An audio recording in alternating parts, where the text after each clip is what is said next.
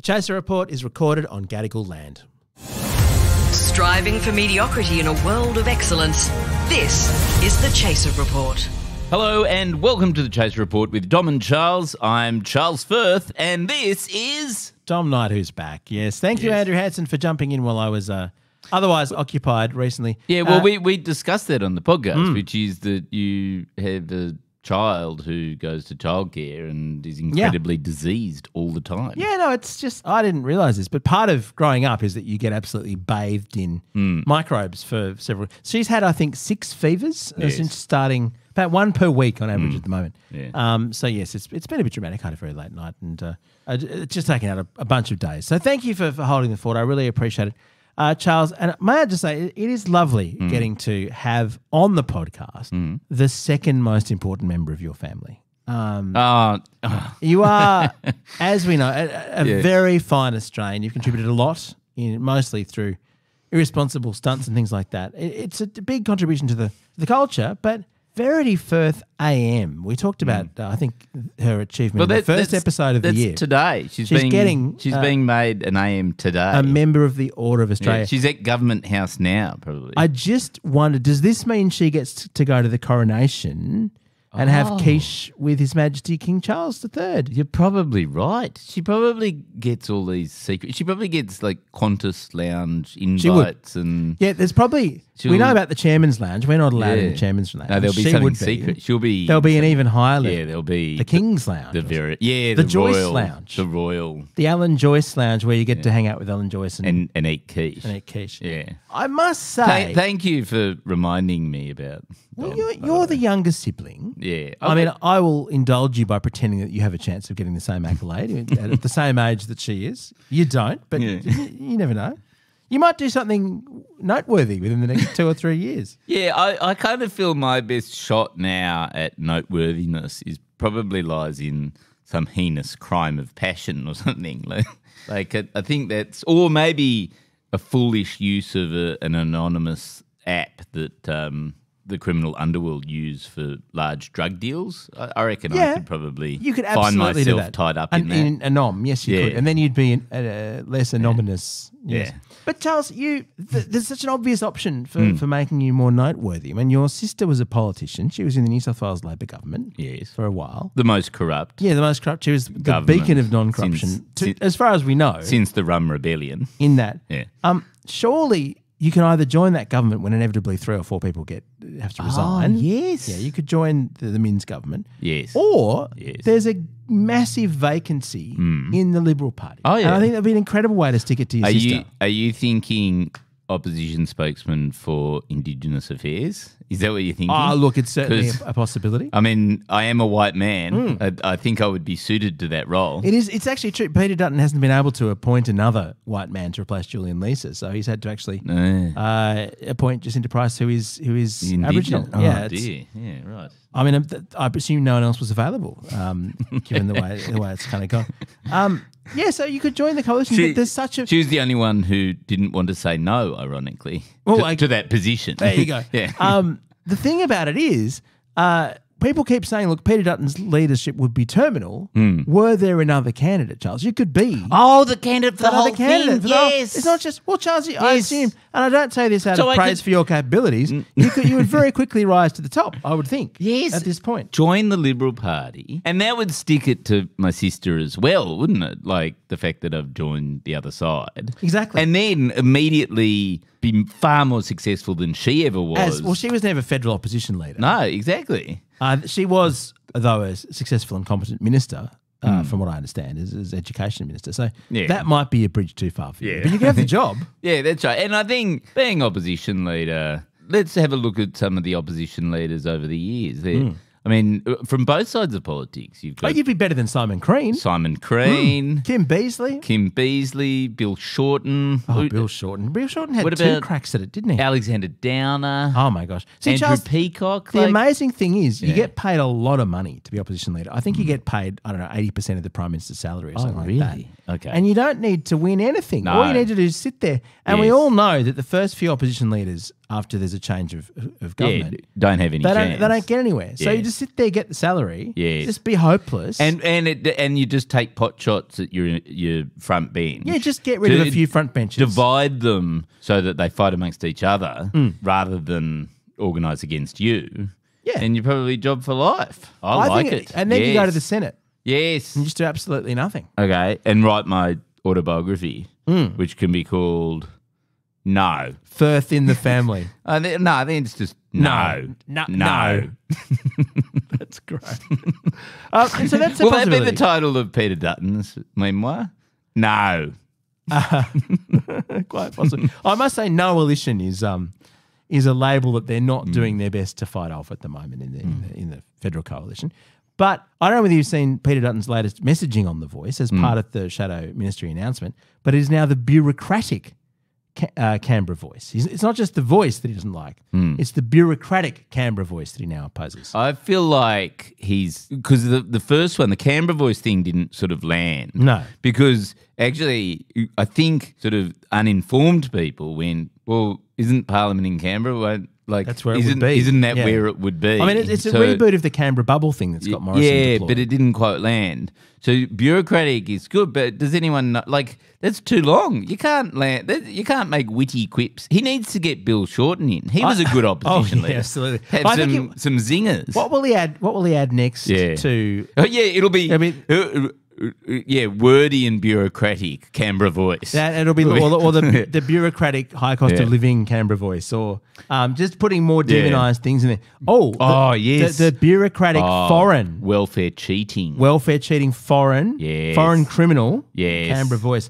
The Russian Canberra voice. How you would have foreign criminals being involved in a voice made up purely of First Indigenous Nations people? yeah. I don't know, but Peter Dutton doesn't mind bringing in foreign criminals coming and taking our it should jobs be from our criminals. the African gang. Oh yes, well That's what comes next. This is a slippery slope. Yeah. As soon as you've got a bureaucratic Canberra voice, Yes. the next step is the African gang's voice. They're already preparing the legislation. Albo, you can't trust him. The Chaser Report. Less news, less often. I'd forgotten about the African. You know what they- Because that was Peter Dutton. It was Peter Dutton. Yeah. In Melbourne. They were everywhere. Yeah, because so he's already tried to whip up one race frenzy. He's just not good at whipping up the way. I mean, that No, he's totally not. backfired. It didn't work. But you know the slogan they've got now for the Oh, No yeah. campaign. The Yeah, first TV ads were out this. Oh, this week. great. Oh, so looking forward to something to satirise. If you don't know, then you vote no. If you don't know, vote no. See, that's two senses of the word no. Oh, so they're tapping into the incredibly ignorant people vote. That is very shrewd. If you don't Yes. know, Yes. you know, it's when you know you know. When you don't know, you vote no. Right. It's quite catchy, Okay. really. Yeah. I know. And it just taps into that. Oh, I don't like it. I'm Yeah. not Oh, sure yeah. what it is. I'm Yeah. not sure what it is, Charles. Oh, it's But just, I'm instinctively opposed to whatever it is. I don't know exactly what it is, but I suspect it's not good. yeah. It's I don't know. I don't know. And that ties in with it. Oh, there weren't enough details, Albo. Where are the details? Yeah. I kind of feel like it may backfire. The odd Because I thing don't about it know is- whether anyone knows about Peter Dutton. Because Like, he's put the details in. He's actually said it's a bureaucratic Canberra voice. He's the first person who's actually defined what this thing's going to be. Right, Yeah. yes. Because Albo's been like, well, we'll decide after the referendum. We're just going to give ourselves the power to do it. Yeah. And then we're going to work out what it is. Yeah, and the Parliament will decide what it is. And presumably the Prime Minister could say, we're going to actually vote and say, Yes. no, it's not a bureaucratic Canberra voice. That's what we're going to do. We haven't worked out what it's going to be. But the thing you say it's going to be, we're not going to do. Yeah. No. But that would be nuance and genuine debate, which, you know, doesn't Well, happen. the problem is that I think that's sort of how Labor won the last election, was by not. by no details. That's what they're doing. But not just no details, but not jumping to these populist slogans that sort of dog whistle whatever fear. You just go, I don't know. Here's my opinion. This is probably the appeal of Albo and the secret of his enduring success. He's actually much more popular than many thought he would be at this point in the process. God, yeah. He just seems like the kind of person where you just go, well, he'll think about it later. He'll figure it out later. He's a bit busy. He'll Yes. get on with. He seems like the kind of person who just sort of is a bit of a toiler. He'll get to it eventually. Yes. He doesn't have details now. Yes. Come back to him in a couple of months. Yes. Eventually. Yes. Isn't that's the sort of person he is? Yeah, and he's sort of set that pace. Yeah. I've noticed, because remember when Scott Morrison existed, he was on the news every night. Yeah. Like, I became the type of person who just yells at the TV the whole time. Right. Yeah, it's a good job, I presume. Oh, yes. Yeah. Hurrah! Huzzah! I feel so secure yeah. with this vaccine in my arm. But now you watch the news and other things are happening in the world other than the Prime Minister doing something awful and embarrassing. Well, that's the thing. If Scott Morrison had just sat back and kind of gone, oh, well, I'm not sure about that one yet. Scott Morrison's biggest problem was certainty, and this comes from that sort of charismatic thing. Yes. When you're religious and you think that Yes. everything can be easily explained, Yes. you have answers. Scott Morrison always had answers. Do you remember the thing about the Morrison government, Charles? For every situation, they had an announcement, Yes. and they never followed through on the announcements. Whereas Albo doesn't even have the announcment. Doesn't have the He announcement. just has an intention to do something about a thing in the Yes, fullness of time. and he sets up an inquiry. Yes. Yeah. But in some ways, therefore, Albo's position is that he doesn't really know everything. So if he doesn't know, does that mean he's got to vote no? Oh, that's actually a very good question. Has he been wedged? He's been wedged. He's been wedged into the don't know vote. He's going to watch the ads and he's going to go, oh, actually, we haven't worked out what the Yes. voice is yet. I don't know. I've been making a mistake all this time. Yes. Or you could He'll just... get really convinced by those ads. That's probably how they did it. They focus group tested Albo and went, what's a good slogan? Well, the other problem with Albo, though, is that he has this sort of fundamental faith in the ability of government to do things. Yeah, so, I know. So when he goes, a Yes. poor, naive, sweet summer child, when he goes, okay, we'll just figure this out later. We'll give ourselves the power, and then through the parliamentary process, in which I believe, and I spent my entire life trying to build up, Yes. we'll come up with a good decision. Has he not? He spent so much time in Parliament. Yes. He Has hasn't realised how bad they are. Has he not met everyone in Parliament? Yes. Like- You'd think he would have worked with them for so many years. What on earth is Parliament going to come up with that's going to... I mean, it's going to be impossible to get any model for the voice through Parliament. They've got to get through every Teal on board and the Greens. Yeah. How are they going to do it? But they doesn't matter. They've been doing it for lots of things. It'll be really good because it'll have the Keels and the Grey. David Pocock will have to have his say. It'll be perfect. If you don't know, you vote no. That's the plan. I suspect it will backfire. But this is the thing that is so awkward for Peter Dutton and why you probably will become the opposition leader. Yes. Oh, definitely. Because I'm going to run. I wonder if his involvement dooms it automatically. He's so unpopular that isn't his... Well, shouldn't he have kept it ambiguous as well? By coming out and saying no, hasn't he just doomed by being the face of the no campaign?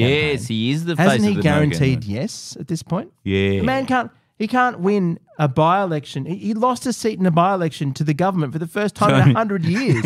Like, this is going to be... It's going to win every single state at this rate with Dutton endorsing the other side. Yeah, maybe he's just a sleeper agent for Labor. I don't know. Maybe he's a secret yes. He's a secret yes. He's a double agent. He's one of those quiet Australians that Scott Morrison kept talking about. Look, the one person, though, if we can't resolve the debate, the person who we need to just jump in and get involved Is the king. is, well, I was going to say is Verity Firth, AM. Oh, okay. He's very But your amazing sister. But No, well, yeah. no, the king could come in, because the thing about this king is I think we've got to get the king involved. the thing about the king is he would like to be involved. Because when you're running things which is based on recognising First Nations people and making sure that they have a voice, what you want is your monarch. Your coloniser. Your coloniser coloniser to come in and sort things out for Just you. a bit of white Yeah, explaining about yeah, what yeah. the model should be. Yeah. Although I must say, King Charles did. He has actually apparently asked for a full investigation into the royal family's involvement in slavery. So, and that's going to be quite a long. That's. I'll tell you what that is. That's sabotaging King William. That's right. That's not going to come back for 20 or 30 years. That's going to take a long time. It's going to take hundreds of years to write. So, Charles, the one person who I think who can actually navigate through these treacherous waters, Oh yeah. the finest public figure in Australia in 2023, Verity Firth. Oh, Verity. Oh, Verity Firth.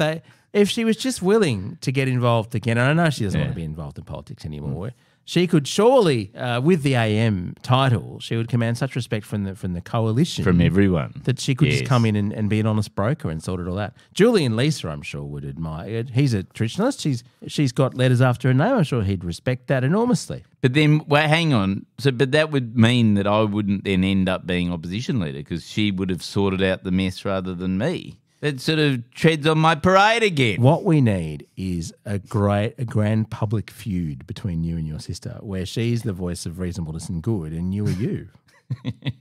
Oh yes, that's right. Yes, I can be the opposition leader.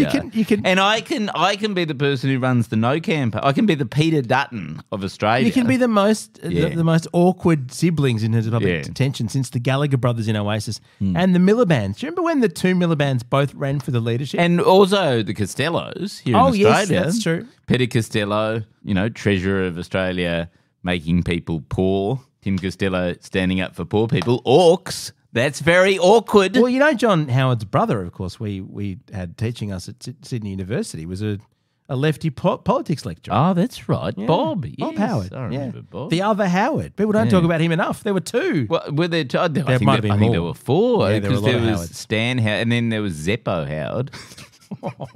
I think let's draw a line under the podcast at this point. Thanks for being with us. Giri's from Road, and we're part of the Iconoclast Podcast Network, AM. That's your sister. She's pretty impressive. Can we get her on for the next episode? No. Can you take another holiday?